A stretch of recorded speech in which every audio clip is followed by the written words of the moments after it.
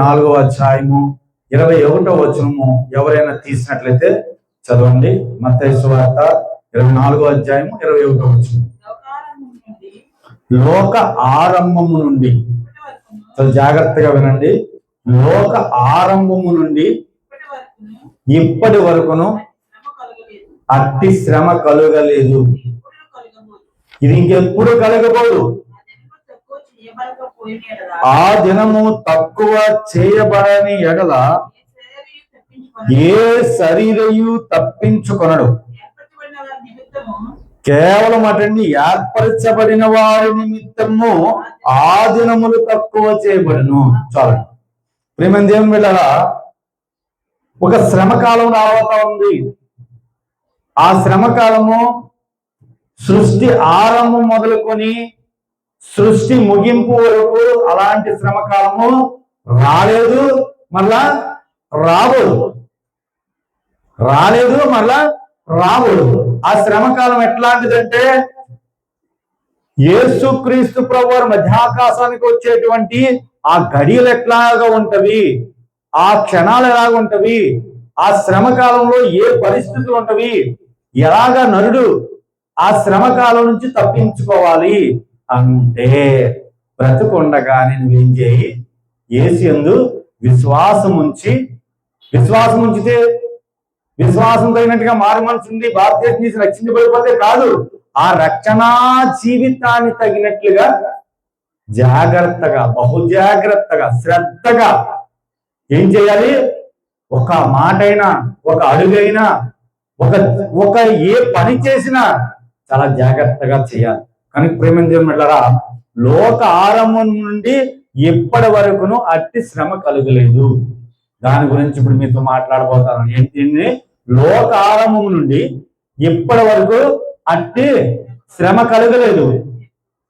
కనుక ప్రేమ దేవుని బిడ్డలారా, అంతములో వచ్చే శ్రమ గురించి మాట్లాడుతూ ఉన్న సమయం ఇది. ఏంటండి ఇది? అంతములో వచ్చేటువంటి శ్రమ గురించి మాట్లాడుతూ ఉన్న సమయము. అది స్వయంగా ప్రభువారే చెబుతున్నటువంటి మాట. లోకారంభం అనగా సృష్టి ఆరంభము మొదటి దినము నుండి యేసుక్రీస్తు మధ్యాకాశం వచ్చే వరకు అలాంటి దినము రాలేదు, ఇంకెప్పుడు కూడా రాదు. మిమ్మల్ని భయపెట్టడానికి అయితే చెప్పే మాట కాదు, మిమ్మల్ని భయపెట్టేయడానికి చెప్పే మాట కాదు, మిమ్మల్ని జాగ్రత్త పడమని చెప్తున్న మాట మాత్రమే, మిమ్మల్ని సిద్ధపడమని చెప్తున్న మాట మాత్రమే, మీరు జాగ్రత్తగా నీతిలో జీవించమని చెప్తున్న మాట మాత్రమే, మిమ్మల్ని భయపెట్టడానికి అయితే మాత్రము కాదు. ఎందుకనంటే నేటి మానవుడు ఏ రకంగానైనా దేవుణ్ణి విడిచి లోకంలో వెళ్ళిపోతే చివరి దినాలు ఎలా ఉంటాయి, కనీసం ఎండ ఉష్ణోగ్రత తట్టుకోలేకపోతున్నాం. ఏమని? ఎండ ఉష్ణోగ్రత తప్ప ఏసీ కావాలి, అలవాటు పడిపోయింది శరీరం, ఫ్యాన్ ఉండాలి. మరి అక్కడ ఏముండదట? అగ్ని ఆరదు, పురుగు చావదు. నువ్వు చచ్చిపోదామంటే చావు. అటువంటి శ్రమ వస్తూ ఉన్న కాలం గురించి, ఆ శ్రమలోకి వెళ్ళే కాలం గురించి, ఆయన వచ్చే కాలం గురించి, ఆ గడియల గురించి ఎలా ఉంటాయి, నువ్వు ఎందుకు జాగ్రత్త పడాలి, ఎందుకు నీతిగా జీవించాలి, ఎందుకు నువ్వు అబద్ధం ఆడకూడదు, ఎందుకు నువ్వు పవిత్రంగా ఉండాలి, ఎందుకు నువ్వు పవిత్రతతో పరిశుద్ధంగా జీవించాలనేటువంటి మాట గురించి చెబుతున్నటువంటి సందర్భం.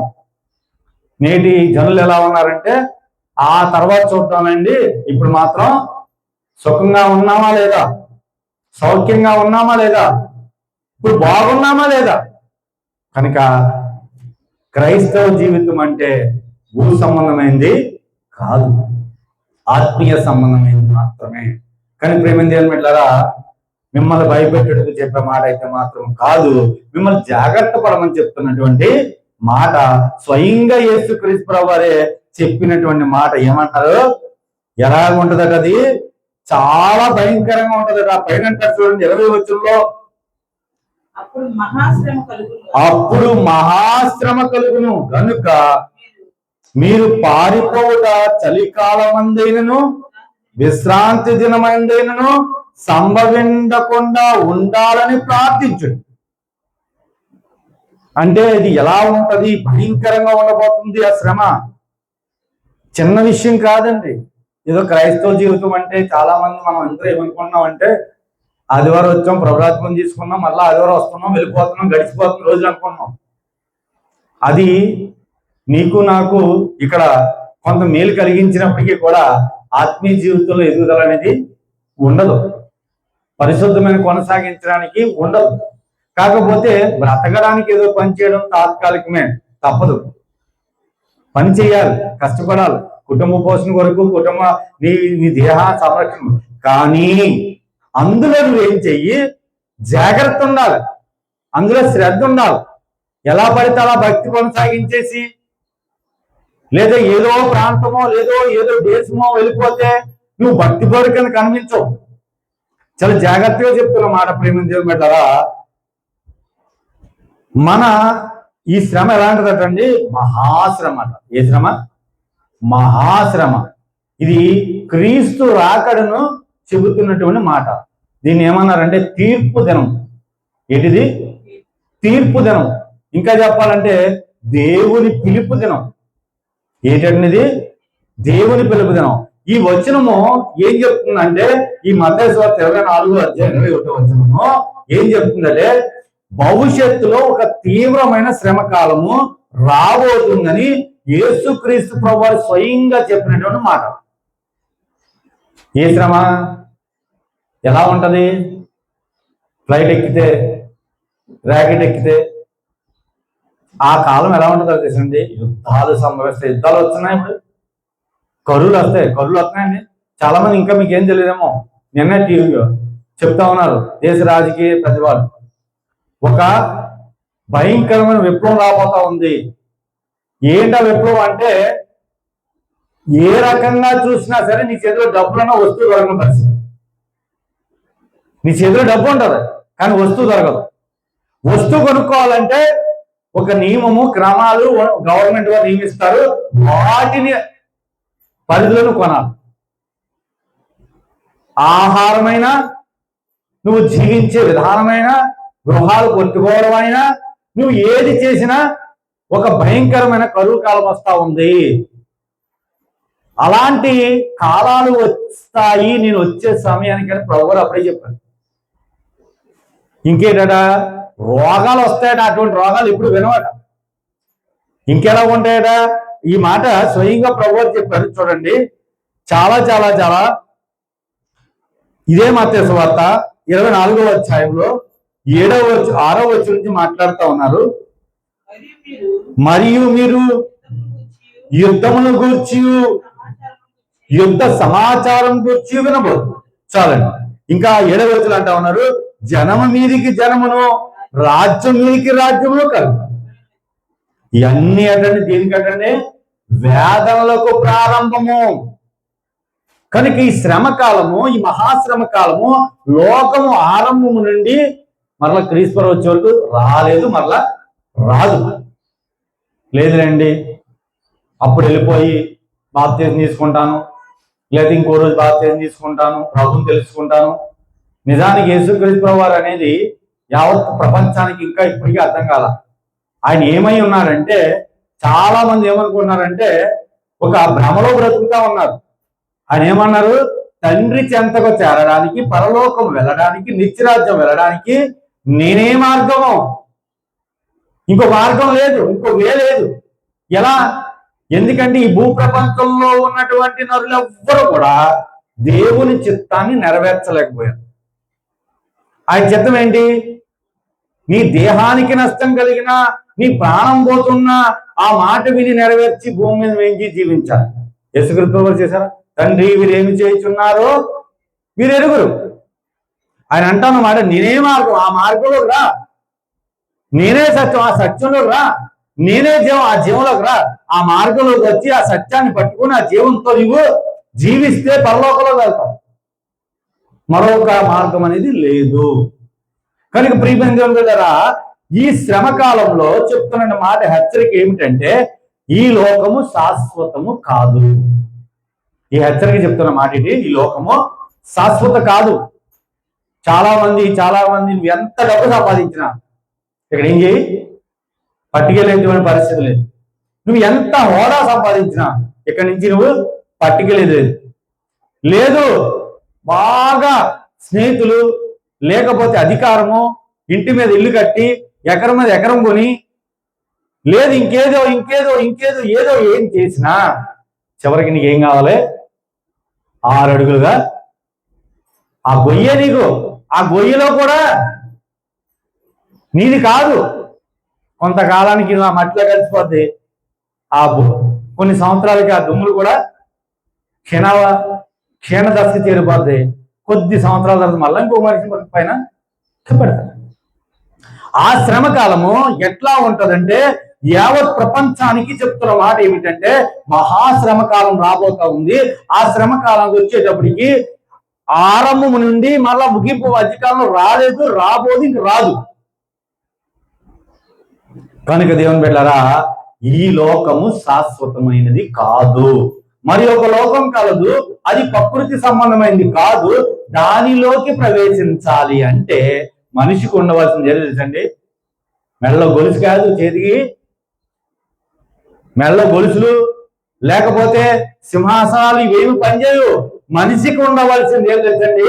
పశ్చాత్తాపం ఉండాలి. ఏముండాలి? ఏముండాలట? ఈ లోకం శాశ్వతమైనది కాదు, మరి ఒక లోకం కలదు, అది ప్రకృతి సంబంధమైనది కాదు. దానిలోకి ప్రవేశించాలి అంటే ఏముండాలి? అర్హత ఏముండాలండి? పశ్చాత్తాపం కావాలి. ఏ పశ్చాత్తాపం కావాలి? ఎలాగటంటే, విరిగి నలిగిన మనసు ఉండాలి. విరిగిపోవాలి, నలిగిపోవాలి. ఆ మనసు ఎట్లా ఉంటదంటే, పశ్చాత్తాపంలో నువ్వు చేసిన పాపాలతో దేవుడిని ఏం చేస్తా? అయ్యా ప్రభువా, ఒకప్పుడు నేను పాపని అబద్ధం ఆడాను, ఒకప్పుడు నలుగురిని మోసం చేశాను, ఒకప్పుడు దొంగతనం చేశాను, ఒకప్పుడు ఆ రకమైన పని చేశాను, ఒక రకంగా ఇలా జీవించాను, అలా జీవించాను, ఇంకెప్పుడు చెయ్యనని ఒప్పుకునేటువంటి పశ్చాత్తాపం.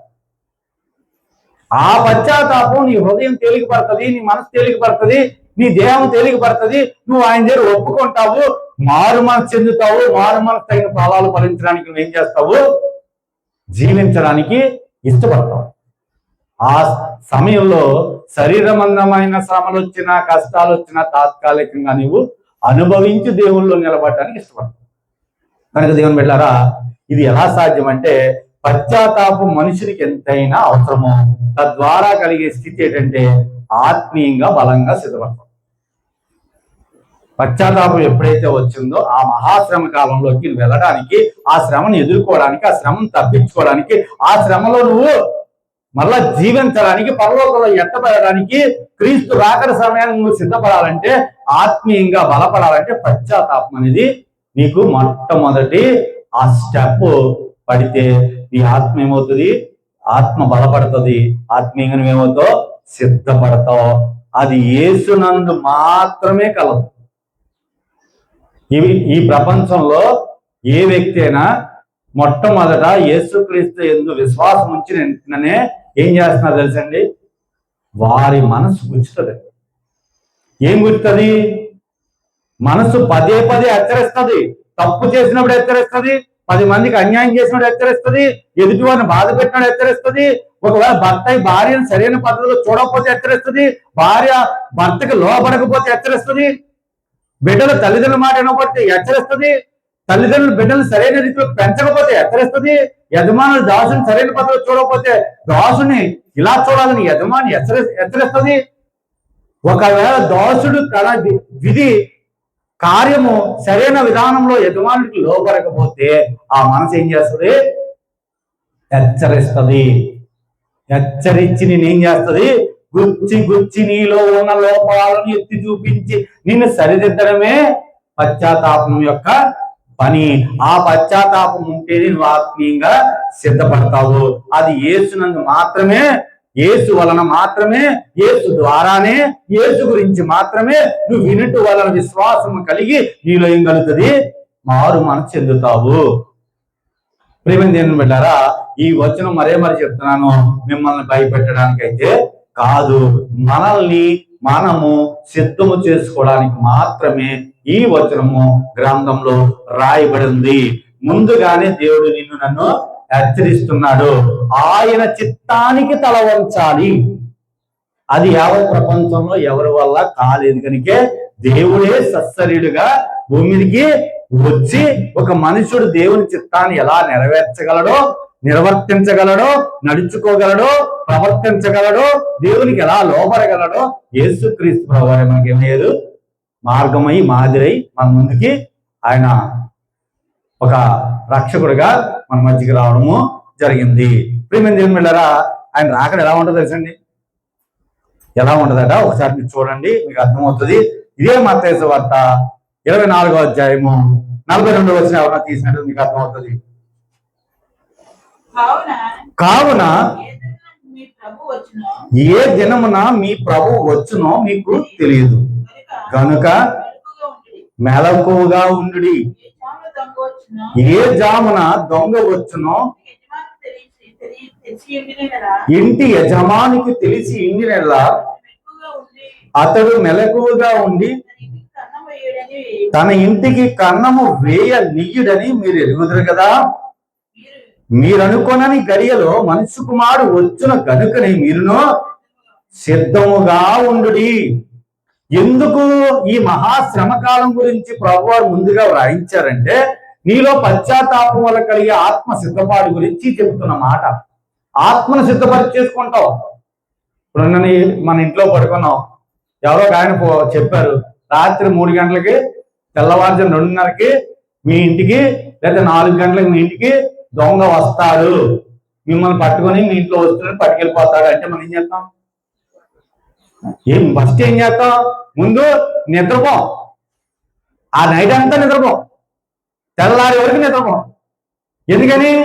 వాడు వచ్చిన టైం 3 అని చెప్పినా మనం ఇంకో 3 గంటలు వేచి చూసి తెల్లారి 6 గంటల వరకు తెలిగేసి ఉంటాం. ఆ 3 అని చెప్పినా ముందు 3 గంటల నుంచి కూడా మనం ఏం చేస్తాం? నిద్రపోం. అలా చూస్తాం. నిద్ర అనేది మన యొక్క రానివ్వం, మెలకువగా ఉంటాం.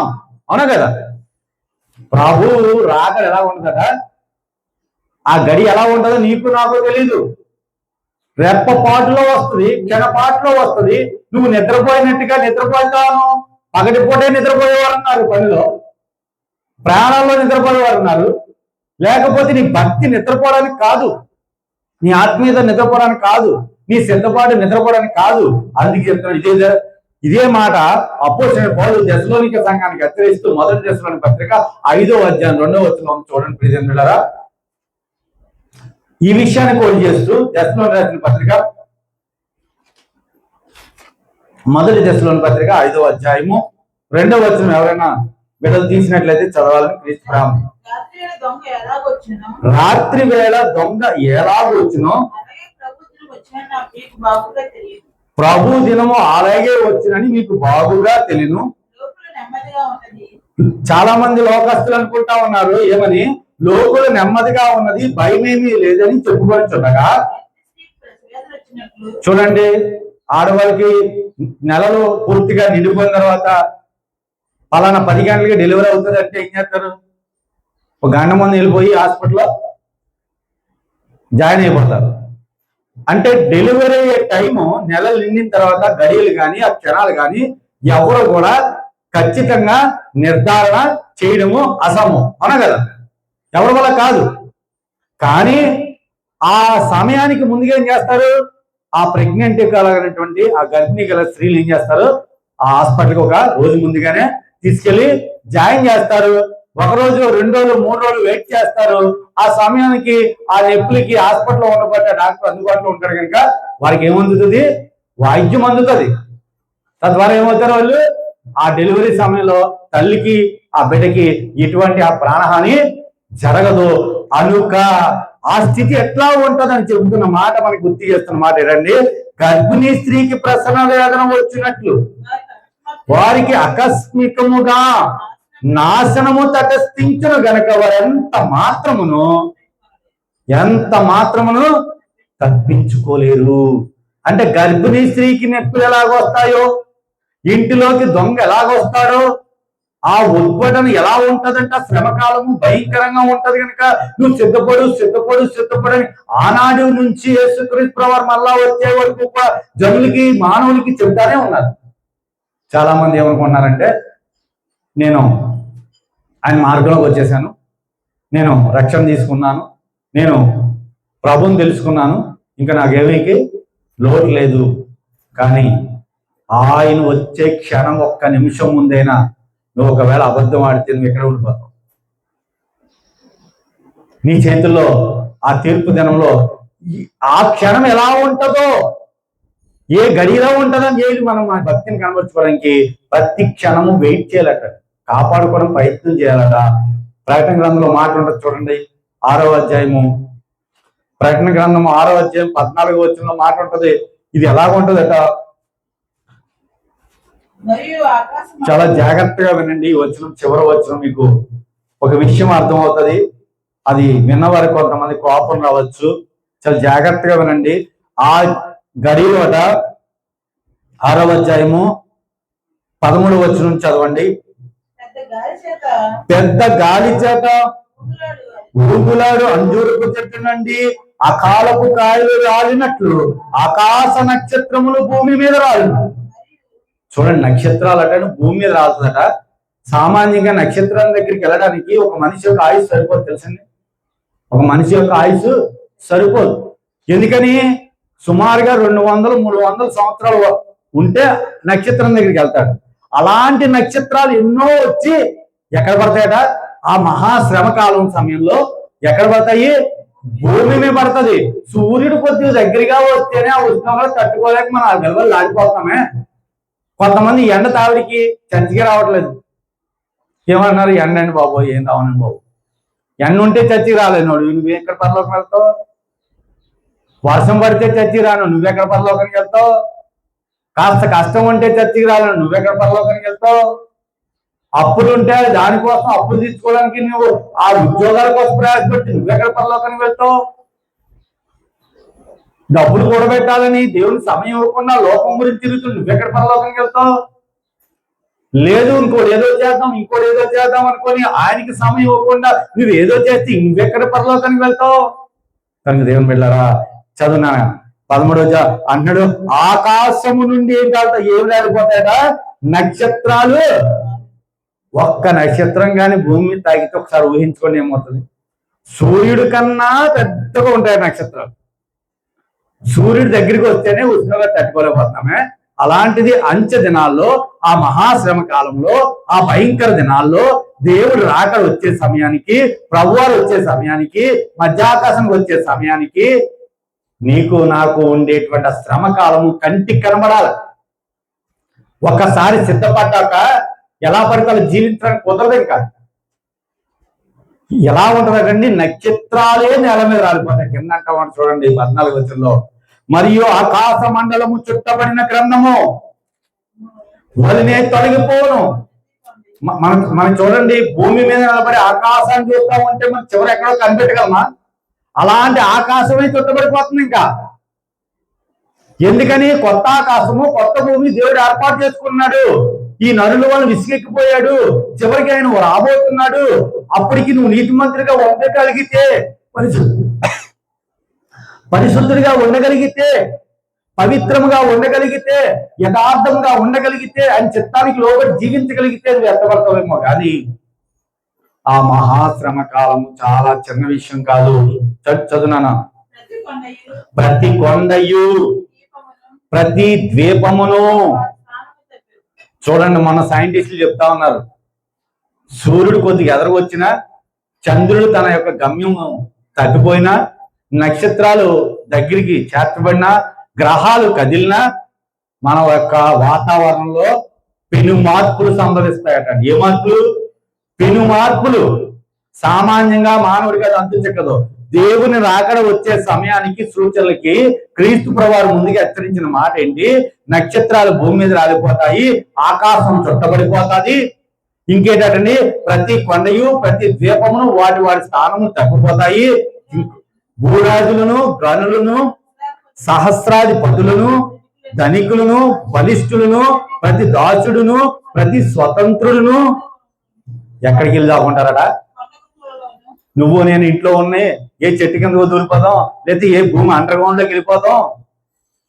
నిన్న ఇజ్రాయెల్ ఇతర దేశాల మీద యుద్ధాలు జరిగితే అండర్ గ్రౌండ్ లో దాక్కున్న వాళ్ళ మీద బాంబులు వేస్తే కొన్ని వందల మంది చచ్చిపోయారండి. మానవుడు సృష్టించిన బాంబు తాకిడికే చనిపోతుంటే నరుడు సర్వోన్నత దేవుని యొక్క సృష్టికర్త ఆయన తలుచుకొని భూమి మీదకి ఆయన ఒక్కసారి ఏదైనా వదిలితే ఉంటదంటారా? జపాన్ మీద రెండవ ప్రపంచ యుద్ధంలో అణుబాంబు వేసి ఇప్పటికే అణు ఒప్పందాలు చేసుకుని భయపడిపోతున్నా దేశాలు తెలుసండి. ఏదైనా సందర్భం వచ్చిందంటే నువ్వు నా మాట వినకపోతే నేను బాంబు వేస్తానంటే వీడు భయపడిపోయి, నా మాట నువ్వు వినకపోతే నేను బాంబు వేస్తాను ఆడు భయపడిపోయి. ఎందుకు? ఒక అణుబాంబుకి కొన్ని వేల కిలోమీటర్ల వరకు, కొన్ని సంవత్సరాల వరకు ఏ మొక్క మొలదు. అలాంటి అణుబాంబులు పడి అనేక మంది రెండవ ప్రపంచ యుద్ధంలో జపాన్ లో 2 దేశాలు నాశనం అయిపోయిందండి. 2 రాష్ట్రాలు సమాసంగా, నాగసాకిని ఇంకో ఊరి పేరు ఏదో ఉంది. అణుబాంబు వేసిన క్షణం మళ్ళీ ఇప్పటికి ఇంకా దాని యొక్క ప్రభావం వికలాంగులుగా పడుతున్నారట. కొంతమందికి బిడ్డలు పుట్టట్లేదట. ఎందుకని? కొన్ని సంవత్సరాలు గడిచిపోయింది, కానీ దాని ప్రభావం భూమి మీద ఇప్పటికీ చూపిస్తానే ఉంది. దేవుని కోపము వచ్చే క్షణం, దేవుడు ఎప్పుడు వచ్చిందండి కోపం? ఎప్పుడు వచ్చేసింది? కేవలం కుమారుడు యొక్క కృప వల్ల మాత్రమే నేను దేవుడు రాకడ ఆలస్యం అవుతుందంటే ఆ కృప కొద్దిగా ఆలస్యం చేస్తా ఉంది. నువ్వు ఇంకా మారుతావని, ఒకప్పుడు దొంగగా ఉన్నావు మార్చబడతావని, ఒకప్పుడు అబద్ధం ఆడేవు మార్చబడతావని, ఒకప్పుడు భర్తకు లోబడవు ఇప్పటికైనా మార్చబడతావని, ఒకప్పుడు భార్యను ప్రేమించలేదు ఇప్పటికైనా తెలుసుకుంటావని, ఒకప్పుడు తల్లిదండ్రులకి లోబడలేదు ఇప్పటికైనా తెలుసుకుంటావని నీకు నాకు సమయం ఇస్తా ఉన్నాడు ఆయన. ఆ సమయాన్ని నేనేం చేస్తున్నా అర్థం చేసుకోలేక, అవగాహన చేసుకోలేక, ఉన్నదాన్ని సర్దుకొని ఉపయోగించుకోలేక తృప్తి పడలేని మనుషులుగా ఉండిపోతున్నారు నేటి జనులు. తృప్తి లేదు. ఉద్యోగం వస్తే జీతం తక్కువని, ఉద్యోగం లేనప్పుడు ఉద్యోగం కావాలని, అన్ని ఉంటే ఇల్లు లేదని, ఇల్లు ఉంటే పెళ్ళం లేదని, పెళ్ళం ఉంటే బిడ్డలు లేదని, బిడ్డలు ఉంటే సరిగ్గా వాళ్ళు ఉండట్లేదని, ఇంకోటి అనుకుంటూ తృప్తి లేని బ్రతుకులు బ్రతికేస్తా ఉన్నారు నేటి జనులు. ప్రియజనం వెళ్ళరా, అందుకే అన్నట్టు చూడండి, భూరాజులను, గనులను, సహస్రాధిపతులను, ధనికులను, బలిష్ఠులను, ప్రతి దాసులను, ప్రతి స్వతంత్రులను, కొండ గోలను, బండ సందులను దాక్కుని సింహానాసీనుడై ఉన్న వాని యొక్కయు, గొర్రె పిల్ల యొక్కయు ఉగ్రత మహాజనము వచ్చును, దానికి తాళ జాలిన వాడెవడు? మీరు మా మీద పడి ఆయన సన్నిధికి గొర్రె పిల్ల ఉగ్రతకు మమ్మల్ని మరుగు చేయడని ఎక్కడ పరిగెడుతున్నారటండి? ఎక్కడ పరిగెడుతున్నారు? కొండలెక్కుతున్నారు కాపాడమని. అప్పుడు ముందుగానే ప్రభు వారు రాయించారు. కొండలు ఎక్కేసేవాళ్ళు, బండలు ఎక్కేసేవాళ్ళు, బండ చుట్టూ తిరిగేసేవాళ్ళు. వాళ్ళ సంగతి ఎలా ఉందో కానీ నువ్వు మాత్రం మనస్సును సిద్ధం చేసుకోకపోతే, పాపాన్ని విడిచిపెట్టకపోతే, బ్రతుకును మార్చుకోకపోతే, నీతిగా జీవించలేకపోతే నీవు కూడా ఆ రోజు, ఆ దినమున, ఆ మహా ఉగ్రత దినమున, ఆ మహాశ్రమనాడు దేవునికి మాట లోబడనందును బట్టి నీవు కూడా ఆ ఉష్ణోగ్రత, సామాన్య ఉష్ణోగ్రతకి తట్టుకోలేకపోతున్నావు. నక్షత్రాలు రాలిపోతాయి, సూర్యుడు తొలగిపోతాడు, ఆకాశం చుట్టబడిపోతాయి. కనుక ప్రియమైన దేవుని వెళ్ళారా, అది ఎలా ఉండదటండి? మహాశ్రమ కాలము. కనుక ఇంకా చూసినట్లయితే ప్రియమైన దేవుని వెళ్ళారా, రాబోయే శ్రమ కాలము సాధారణ కష్టకాలం కాదటండి. అందును బట్టి దేవుడు ముందుగానే ఏం చేస్తున్నాడు? హెచ్చరిస్తున్నాడు. హెచ్చరించే దేని కొరకి? ఇప్పుడు మన పిల్లలు ఉన్నారండి, తప్పుడు పని చేస్తున్నారు. తల్లిదండ్రులుగా బాధ్యత ఏంటి? తల్లిదండ్రుల యొక్క బాధ్యత ఏంటి? హెచ్చరించాలా వద్దా? నాయమ్మ, నా బంగారమే, రాత్రి అంతా ఫ్రెండ్స్తో తిరిగి తెల్లవారుజాము 4 గంటలకు వచ్చావు అని స్వాగతం పలుకుతావా? తండ్రిగా, తల్లిగా నీ యొక్క బాధ్యత ఏంటి? వాడు త్రోవ తప్పితే, వాడు సరైన విధానంలో ఎదగకపోతే మొట్టమొదటి మానవుడిగా నువ్వే హెచ్చరిస్తున్నావు కదా నీ కొడుకుని. దేవుని కుమారుడిగా పిలువబడుతున్న నిన్ను, నన్ను ఆయన హెచ్చరించరా, గద్దించరా, బుద్ధి చెప్పరా, సరిదిద్దరా, సక్రమంగా మార్గంలో పెంచుతాడు, కఠినంగా శిక్షిస్తాడు. అంతకంతకు. కనుక ప్రియమైన దేవుని బిడ్డలారా, లోకంలో ఎప్పుడూ లేని శ్రమ రాబోతుంది. మనం జాగ్రత్తగా జీవించవలసిన అవసరం ఉన్నది. మన హృదయం దేవునికి సంపూర్ణంగా అర్పించుకోవాలి, సమర్పించుకోవాలి. ఈ ప్రపంచం స్థిరమైనది కాదు. చివరికి దేవుని వాక్యమే నిత్యమైనది. అందుకే గత వారం మీకు చెప్పాను నేను, ప్రతిష్ఠించడం అనేది మనుషుల వల్ల అయ్యేది కాదు, దేవుని వల్ల అయ్యేది. అది దేవుని వాక్యము. అందుని బట్టి ఇప్పుడు ఈ దినం మాట్లాడుతున్న మాట ఏంటంటే, ఒక శ్రమకాలం వస్తా ఉంది. ఆ శ్రమకాలంలో నువ్వు నిలబడాలన్నా, నువ్వు సరైనటువంటి స్థిర జీవితం జీవించాలన్నా, నీ మనసు దేవుని సంపూర్ణంగా సమర్పించుకోవాలన్నా, చివరికి దేవుని వాక్యం నీకు నాకు ఉండవలసిందే. ఉంటేనే మన బ్రతుకులు మార్చబడతాయి. చివరికి మనల్ని నిత్య జీవంలోకి నిలబెట్టేది, జీవింప చేసేది దేవుని యందు ఉంచే విశ్వాసం వల్ల కలిగేటువంటి క్రీస్తు యేసు యందు నమ్మిక మాత్రమే. కనుక ప్రేమ దేవుని బిడ్డలారా, యేసునందు ఉండి ఆయన మీద ఆధారపడి క్రియలకు విశ్వాసమును జత చేసి తద్వారా ఆయన మూలంగా ఆ మహాశ్రమను మనము తప్పించబడతాము. ఇంకొక మార్గము లేదు. ఆ ఉగ్రత తప్పించబడాలంటే ఆత్మీయంగా బలంగా ఉండాలి, ఆత్మీయంగా సిద్ధపడాలి, ఆత్మీయంగా దేవుని కొరకు ఎదురు చూసేటువంటి నిరీక్షణ మనలో ఉండాలి. దేవుని దగ్గర ఉన్న వారికి మాత్రమే ఆ భయము ఉండదు. నీ చుట్టే ఉండదు, ఆయన మహిమలో ఉంటావు కనుక నీలోకి ఆ శ్రమలోకి ఆ కాలంలోంచి నువ్వు తప్పించబడతావు. యేసు నందు మాత్రమే నిత్యమైన నిజమైన రక్షణ. నరుడు పాపాన్ని విడిచిపెట్టి రక్షణ అందుకో, దేవుని ఉగ్రత నుండి తప్పించబడు. జీవితంలో ఎప్పుడు కూడా ఓడిపో. సాధారణంగా అందరూ ఏమనుకుంటున్నారంటే, ఓడిపోతా బ్రతుకులు మార్చుకోలేక బ్రతికేస్తా ఉన్నారు. నిజానికి మనిషి గెలుపని ఆరాటంలో ఓటమిని పట్టుకుని అదే బ్రతుకొని ఎదుగు అనే లేక తగ్గిపోతూ చివరికి ఏమైపోతున్నాడంటే భ్రష్టుడైపోతా ఉన్నాడు. ప్రేమ దేని వెళ్ళారా, ఆ శ్రమకాలము నుంచి నువ్వు తప్పించబడాలి అంటే సాధారణమైన మానవ జీవితము పనికిరాదు. ఆత్మీయ సిద్ధపాటు ఉండాలి. ప్రకటన గ్రంథం అంటా ఉన్నాడు 5వ అధ్యాయము 13, 16 ఒకసారి చదువుకొని మనం ముగించుకున్న ప్రజలు వెళ్ళరా. 5వ అధ్యాయము 13, 16 చదువు.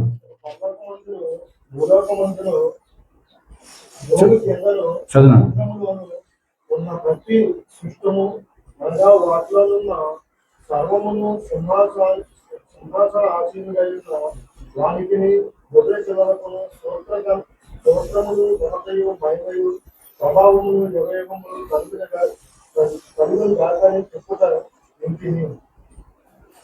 చాలా చాలా చక్కగా చెప్తా అన్నమాట. ఆ సమయంలో ఆయనకే మహిమ, మరి ఎవరికి లేదు. ఆ మహిమలోకి నువ్వు రాబడాలంటే, ఆ శ్రమకాలం జయించబడాలంటే ఆయన లోకాన్ని జయించాడు కనుక నువ్వు దైవంకి అనుకూలంగా క్రీస్తుని అనుసరించి జీవిస్తే, యోహాను 16:33 అంటాడు, నేను లోకమును జయించి తిని ధైర్యంగా ఉండుడి. ఆయన లోకాన్ని జయించాడు, నువ్వు ధైర్యంగా ఉండు.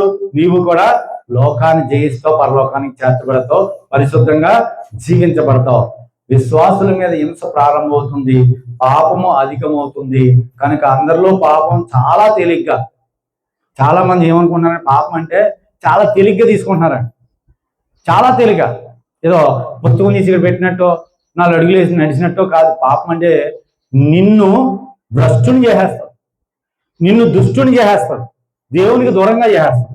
ఆ పాపంలో చాలా చిన్న విషయాల్లోకే పాపం మనిషిని ఏం చేస్తుందండి, ఒక పురుగులాగా, ఒక షుగర్ పేషెంట్ని ఎలాగైతే తినేస్తుందో నెమ్మదిగా నెమ్మదిగా నెమ్మదిగా నెమ్మదిగా మనుషుడు పాపంలోనే బాధిపెట్టబడతా ఉన్నాడు. కానీ ప్రేమ దేవుడు, అందరిలో పాపం చాలా తేలిగ్గా తీసుకుంటున్నారు. అబద్ధం చాలా తేలిగ్గా అందరికి అలవాడైపోయింది. నేను మళ్ళా చెప్తున్నాను, ఒకప్పుడు అబద్ధం ఆడాలంటే ప్రాణం పోవాలని కూడా, అబద్ధం ఆడాలంటే ప్రాణం పోతే గానీ అబద్ధం ఆడడానికి భయపడేవారట. ఈ రోజుల్లో ఎలా ఉంది సార్, అబద్ధం ఆడకపోతే రోజు గడవదు, అబద్ధం ఆడితేనే రోజు గడుపుతుంది.